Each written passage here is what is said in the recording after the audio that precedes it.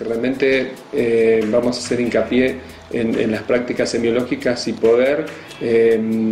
trabajar y agudizar nuestros sentidos, que tiene que ver con la conversación que tenemos con nuestro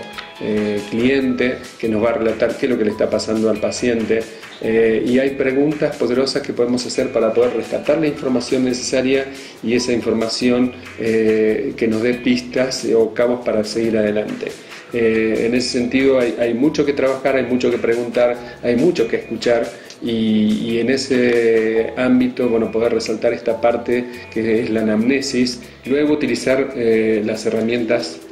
semiológicas como es la inspección, palpación, percusión, ocultación, que en el último tiempo nos hemos abocado solamente a hacer una inspección muy breve, una encuesta muy breve de la problemática del paciente y dirigirnos rápidamente a los diagnósticos a través de los métodos complementarios sin haber agotado las instancias anteriores. Entonces esta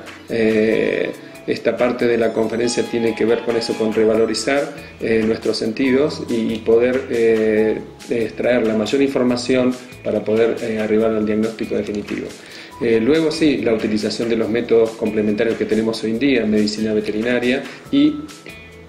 una vez con toda esa información clínica, información de métodos complementarios, realizar nuestro análisis, que nuestro análisis va a determinar qué patología está presente allí.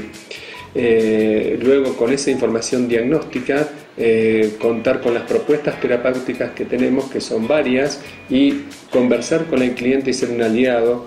convertirlo en un aliado a nuestro cliente para que realmente ese tratamiento que nosotros proponemos se cumpla. Muchas veces lo que ocurre es que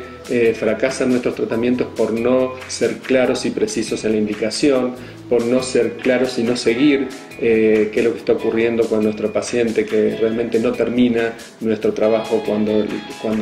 abordamos y indicamos en una receta, en una indicación clínica, lo que tiene que hacer, sino que nuestro trabajo continúa y hacer los chequeos de calidad de nuestro trabajo. Entonces, esta metodología es la que realmente quiero compartir en la primera charla de la consulta gastrointestinal eficiente, donde hoy en día los procesos de calidad que están en las empresas también vincularlos a nuestra práctica profesional.